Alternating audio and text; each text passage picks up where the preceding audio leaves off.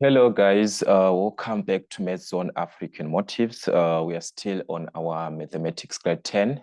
This is the revision that you're going to have on our algebraic expressions. So this is just algebraic expressions that we're going to consider in our revisions, which is very, very important as we have covered a lot of things on our algebra. So now we can be able to work with these questions. So the first part we are given that was 1.1, to factorize the following expressions fully. All right, that is to completely factorize. When you are asked to factorize fully, that means you are supposed to simplify in the simplest, up to the simplest form that you can have. All right, so that is, remember, to factorize is to put in brackets, as we said. So that's 1.11, we are given 3y squared plus y like that. So what you have to check is that, okay, we are given, this is a binomial that we are given. We have got two terms that you have to consider. So when you are given two terms, it's either you're going to think of the difference of two squares, of which we do not have a negative. So the difference of two squares is totally out. So what we are just left with is to factor out what is common between the two terms.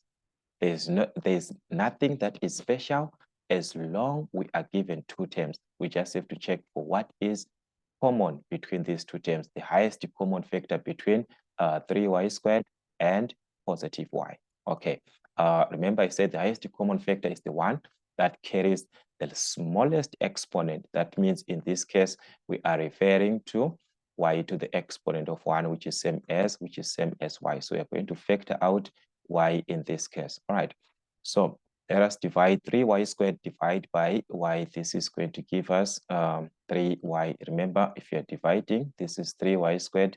You divide by the term here that you factored out, which is y like this. So there are two y of them. There are two y's here. Okay, so when you divide, you're just going to cancel one of them. You remain with 1. This y squared that we see here is not different from this simplification here. 3 times y like this, everything over y. So this one and this one cancels. We remain with a 3y. Or you can just subtract the exponents since we're dividing the bases which are the same. That's another way. All right, then here we're going to divide y and y again, which is going to give us 1. These are the same terms. So the moment we divide, it is going to cancel and we get what? A positive 1. So that is what we're supposed to obtain in that manner. And like I always say that if you are to prove this, you are supposed to make sure that you do not have anything that is common. That's the first thing. Then also, if you expand back here, you are supposed to get what you have from the first part. So this was just 1 mark, as you can see. This can also this was supposed to be done direct, as we can see, guys. All right, so there was no much on that part. All right, 1.12 are given again to factorize x squared minus 10x minus 24. All right, so this is what we have. Let us just have our question here. That's 1.12. We are given x squared minus 10x minus 24 like this. So now we are dealing with a trinomial where we are given 3 terms, 1, 2, 3. And I said, whenever we are given a trinomial of this nature, whereby we are given it in the form of ax squared plus bx plus c like this, and this a here is equal to 1, right?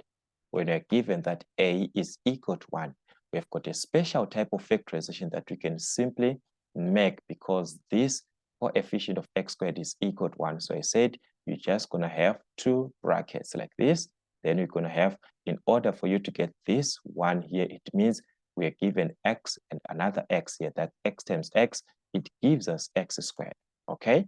And I told you guys that you are going to focus with a constant. This is your constant here. Remember, the one that does not have what? X is your constant. So you focus on that constant. What are the products, 2 numbers that you multiply to get negative 24? But these 2 numbers should add up to this number in the middle term, the coefficient of x. So we are going to need the product. So it's a trial and error method. It's actually a trial and error, meaning to say you are trying. Sometimes you obtain errors as you are trying this. So you are not supposed to give up because of one value that you just tried. Okay, this is what I'm trying to say, guys. I said we are going to need what? Factors, which are the products of what? The products of negative 24, which are the factors. Actually, these are just two factors. This is what I'm trying to say. Two factors of what? Negative 24. But these factors, they must add up to negative 10. So it's a trial and error. Like I said, you can just list factors of negative 24. Think of two numbers that you multiply to get a 24. Forget about the negative. Just think about two numbers that you multiply to get a 24. All right. There is a 24 and a 1. I can multiply these two numbers to get a 24. But for the fact that I'm supposed to get a negative 24, it means one of these must be a negative. So meaning to say, I can have this as a negative 24 and 1. Or I can have 24 and negative 1. Okay. It's a trial and error, like I said. I move on to another set of numbers. I can talk about 12 and 2. But think of these numbers, when multiply, I get a 24. But in order for me to get a negative 24 now, this negative is the one that is important. I'm supposed to get one to be negative, another one to be positive, or 12 can be positive and 2 can be negative. Is it the only set of numbers that we have that can give us a negative 24? No, there are so many. We can think of 6 versus 4. 6 times 4, that is 24. But to get a negative 24, you're going to have negative 6 and 4, or you're going to have 6 and negative. So there are so many numbers. You can talk about 4 and 3 in that manner. Not 4 is going to be too small. 4 already, we talked about 4 and 6 here, not 4 and 3. I'm thinking about 12 now. So out of all these set of the products, because we are saying these are the products that we can have, these ones. But of all these products that you have here, which of the two that you can add? If you add, you must get this negative 10, the middle part of which is the coefficient of x. If you add means that's a plus. Gonna add. We first consider the products, but out of the products now, we have to add them to get what? A negative 10. So guys, negative 24 and 1, negative 10 is so far. Yet this negative 10 is so far. Just take a look, 24 and 1, negative 1. That is going to give us something like 23. We must think of getting a negative 10 on these numbers, 12 and 2. That's where we've got a great possibility of getting a 10. Here we cannot get a 10 because we are adding. So it's minus 4 plus, minus 6 plus a 4, which is a minus 2. So the factors that you're going to have are on minus 12 and 2. This is where we can add, or like I said, guys, this you can just use a calculator to confirm, because this is what we have here. You are saying negative 12, right? Let's put a negative here, negative 12 plus a 2, like this. This gives us a negative 10. But in the first place, if I was to multiply this, that is the most important part. If I was to multiply this negative 12 and a positive 2, if I am to multiply these two, I'm supposed to get a negative 24. I'm working on the factors of negative 24 in the first place. But if I add now this, if I add this part here, I'm going to get what? A negative 10. The minus 12 and the plus 2. If I add them, I must get a negative 10, which is this term that we see in the middle place, which is the negative 10. So these are the two numbers that you're going to have. We said a negative 12 and what? And a positive 2. So here, we're going to have a negative 12 and a positive 2. All right, sorry, a positive 2. So it's not that you are supposed to get an answer direct to say, I just write the answers, minus 12. And, no, it's a trial and error. You try the values, but if you know them direct, there is no need for you to write something like this.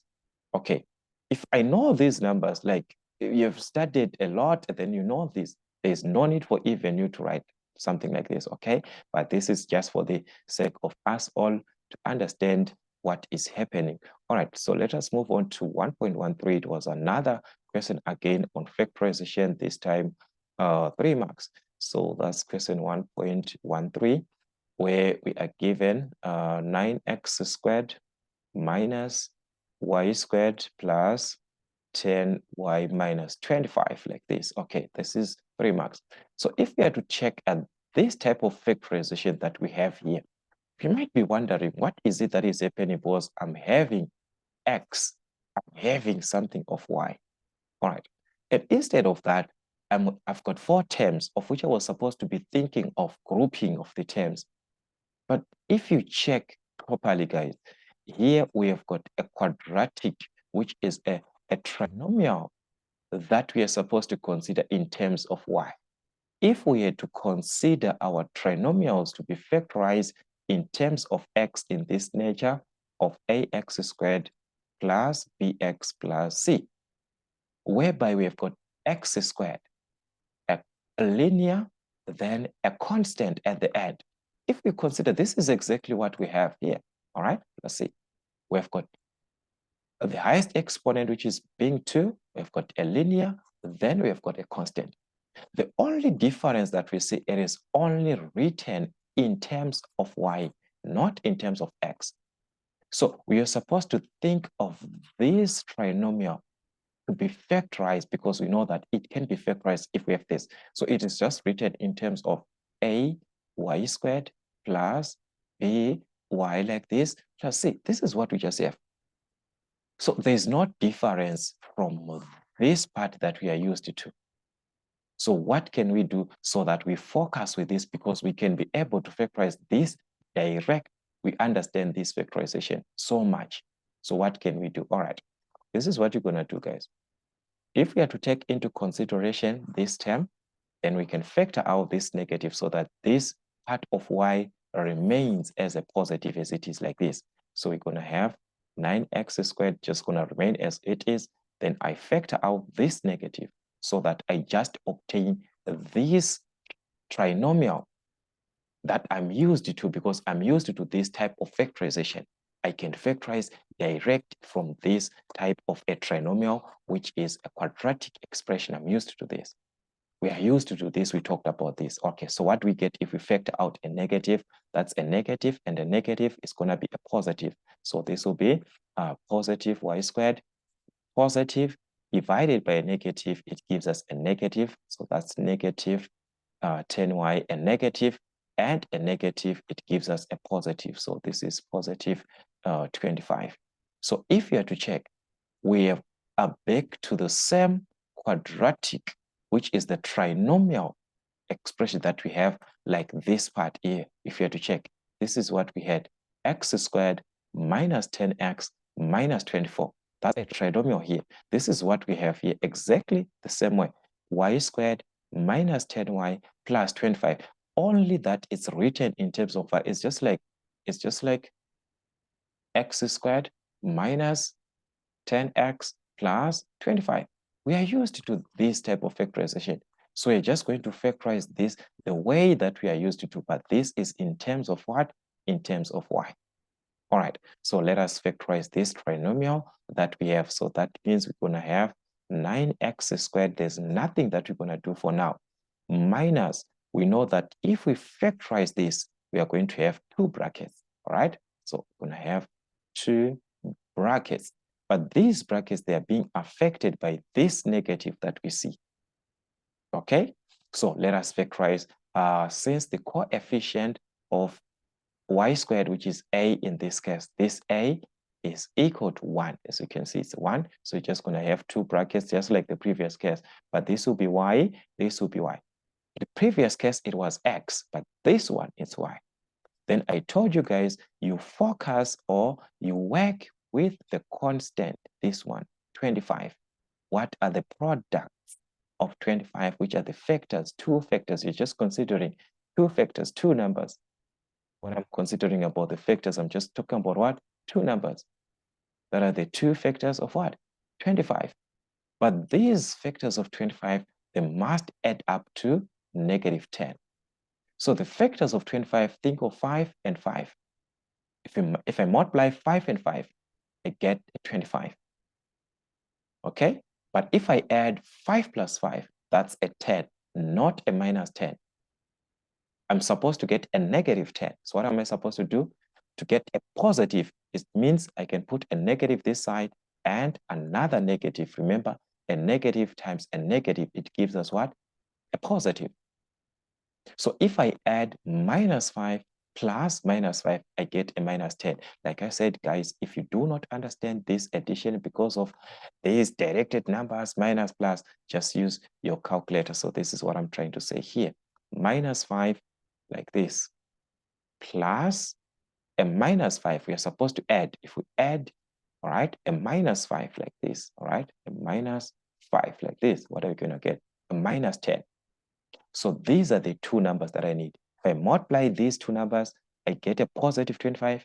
If I add these two numbers, I get a negative 10. So these are the ones that I'm going to indicate in the brackets, all right? So inside the brackets, we are going to have negative 5 and a negative 5.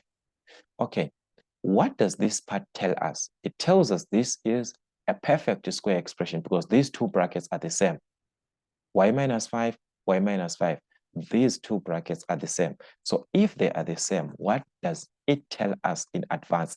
We know that 2 times 2 simply means 2 squared. So if I'm given two brackets multiplying each other, it simply means there is a square on that part. So this part simply means I am given 9x squared minus these two brackets that I'm having, but writing it as y minus 5 squared like this. Okay, this is where we are now. We have factorized this, which is actually true. We have actually factorized this, and this is true. But after all this factorization that we have done, I want you to see something. After all this factorization that we have done, we can see that inside of the bracket, it is, on this the last part that we have, this is not just a normal expression. No, this is a perfect square. This is also a perfect square. Why? They are being raised to the exponent of 2. 9 can be written as 3 squared. You know that 3 squared is 9. So that means we are given what? A perfect square. And that is a difference of 2 squares. Remember, from your factorization of difference of 2 squares, a squared minus b squared is given as a minus b into a plus b. As long these are perfect squares, as long these are being raised to the exponent of 2, that means we've got perfect squares. So that means we are simply determining the square roots of 9x squared, the square root of the first term, which is the square root of 9x squared. The square root of 9 we know is 3. The square root of x squared, which is x. The same here, you're going to have 3x. Then we're going to subtract on the other part, we're going to add, right? So what are we subtracting? The square root of the second term, which is y minus 5 squared. So the square root of this, it gives us y minus 5. We just remove the square root on that part with the square, this one, right? Here we do the same thing, y minus 5 in a bracket. So that means we have factorized this part, but it can be written also in simplest form because here we've got a bracket in another bracket. Let's just expand the bracket. So this is going to be 3x minus times y distribute. This is same as negative 1. So it's going to be negative 1 times y, which is negative y like this. Negative 1 times a negative 5. It is going to be a positive 5. Okay, we do the same thing. On this part, it's a plus. So this is going to be 3x. This is same as we've got a plus 1. So it's going to be plus 1 times y plus 1 times minus 5. So that's plus 1 times y, which is y in this case, plus 1 times minus 5, which is minus 5. So that means we can rewrite or we can have our answer in simplest form in that manner. That is how we can have our answers presented. So if you are to check, it is very, very important that you write your answers in simplest form. It is very, very important to have your answers in simplest form.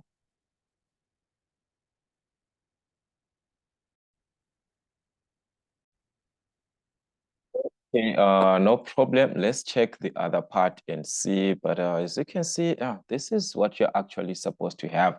You just have to make sure you simplify properly, check your questions before you conclude to say, this is my final answer. Are there any other possibilities that can be done? Think of the difference of two squares.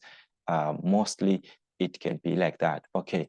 On 1.2, it was to simplify the following expressions fully. All right, we had a condition whereby we were factorizing fully. Now we are to simplify these expressions fully. What is it that you're supposed to simplify?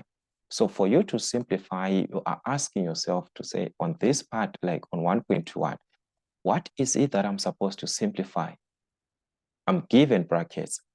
So it means I'm supposed to expand these brackets, which is the opposite of factorization. To factorize is to put in brackets. This was factorized. Now we are supposed to expand the brackets to remove the brackets, which is the opposite, right? So we are given 4 plus 1 over x, okay, which is multiplying 2 minus 3 over x. So from your for you method, you're going to see that we're going to start. Okay, this is the most important part or the easiest part for you. You start with the first term, multiply everything in the second bracket. It's the easiest thing that you can get. The 4 multiplies everything in the second bracket. So this 4 is going to multiply these 2, right? The same 4 is going to multiply this part. So if you multiply 4 times 2, we are going to obtain 8. 4 times 2, that's 8. The same 4 that we have is going to multiply this term, the second term. So you start with the first term, right? We multiply it to the last term. So what are we obtaining in that case if we multiply 4 and minus 3 over x? So it's a multiplication. This is 4 times minus 3 over x, like this. What does it mean? It simply means this is same as over 1.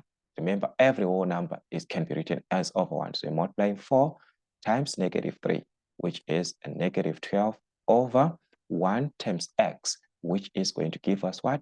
Which is going to give us x. Anything multiplied by 1 remains as it is. So you're going to get negative 12 over x. All right, so that means in this case, if you multiply these two, you're going to obtain negative 12 over x. We are done with the 4. 4 has multiplied everything in the second bracket. You do the same thing with the next term, which is 1 over x. It's plus 1 over x. It multiplies everything again in the second bracket. So it's going to be 1 over x. You multiply it to 2. Distribute it to 2. So this is 1 over x. Multiply to 2. Remember, 2 is same as 2 over 1 as a whole number. So we're back again to the same concept, just like the previous case. 1 times 2, which is a 2 over x times 1, which is x. So this is going to give us 2 over x, and it's a positive. So you're going to obtain plus 2 over x. All right, let's move on.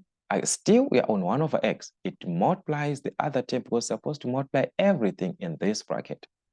So it's now 1 over x multiplied to minus 3 over x. So this is what you're having. I want us to multiply it properly here. 1 over x is a positive 1 over x like this, multiplied to negative 3 over x. So what happens? Remember, the concept is that you can multiply the numerator to the numerator, which is 1 times negative 3, which is negative 3 over x times x, which is x squared. So this is going to give us negative 3 over x squared. Okay, but if we are to check now, we have to conclude this part is not in simplest form because we've got like terms. As you can see, everything is over x. So remember what I said, if the denominators are the same, A over C plus B over C. The denominators are the same. You can just add the numerators together, combine A and B, everything over C.